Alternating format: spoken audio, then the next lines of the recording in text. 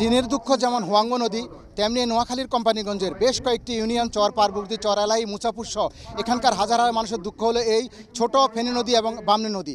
আমি এখন ঠিক আছি এই নোয়াখালীর কোম্পানিগঞ্জের মুচাপুরের ছোট ফেনী নদী এবং বামনী নদীর পাড়ে। আপনি হয়তো ক্যামেরার মধ্যে দেখতে পারবেন যে এই নদীটি মূলত ভাঙনের খেলা, এবং সেই ভাঙনের কারণে এখানকার এই দুই পাড়ের বসতি গড়া হাজার হাজার মানুষ এখন নিঃস্ব হয়ে গেছে। বিশেষ করে 2024 সালের স্মরণকালের ভয়াবহ বন্যায় এখানকার একটি 23 বেল্টের একটি রেগুলেটর ছিল, যেটি 2001 সালে তৎকালীন সাবেক প্রধানমন্ত্রী বেগম খালেদা জিয়ার সহযোগিতায় এটি করা হয়েছিল। মূলত এই রেগুলেটর করা হয়েছিল পানি নিষ্কাশনের সুবিধার জন্য, কিন্তু সেটি প্রবল বন্যার তোড়ে ভেসে যাওয়ার কারণে এখন এইখানকার মানুষের একেবারে জীবন মরণ দাঁড়িয়েছে রেগুলেটর না থাকার কারণে। কারণ পানি এখন এখানে ধরে রাখার কোনো সুযোগ নেই, যার কারণে মানুষ এখানে শঙ্কা এবং আশঙ্কা করছেন যে ক্রমাগত ভাঙন দেখা দিয়েছে, সেটি যদি আগামী বর্ষা মৌসুমে যদি রেগুলেটর নির্মাণ না করা হয়, তাহলে এখানকার মানুষ এখানে আর থাকার মতো তাদের কোনো চিহ্নটুকু থাকবে না। ইতিমধ্যে তারা আশ্রয়হীন বিভিন্ন জায়গায় বসতি করেছেন।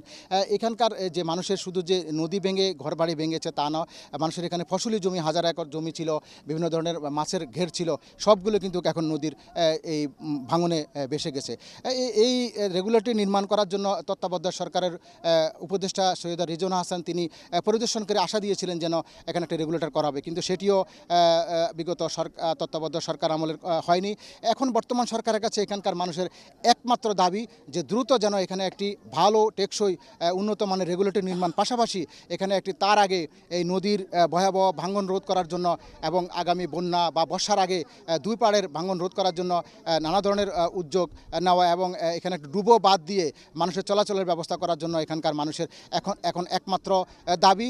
তারা এই বর্তমান সরকারের কাছে এবং আমাদের এই নোয়াখালীর ফেনীর যে মন্ত্রী রয়েছেন বন ও পরিবেশ ও জলবায়ু বিষয়ক মন্ত্রী আব্দুল আল মিন্টু, এবং লক্ষ্মীপুরের যে কৃতি সন্তান পানি সম্পদ মন্ত্রণালয়ের দায়িত্বে মন্ত্রী শহীদুদ্দিন চৌধুরী এনি, দুজন মন্ত্রীর কাছে এখানকার আবাল বৃদ্ধ বনিতা সকল মানুষের দাবি দ্রুত যেন একটি এখানে টেকসই মানের রেগুলেটর নির্মাণ করা হয়, এবং পাশাপাশি এখানে দুই পাড়ে মানুষের বাঁধ নির্মাণ করা হয় এবং একটি ডুবো বাঁধ তৈরি করা হয়। এটি তাদের এখন প্রধান এবং একমাত্র দাবি।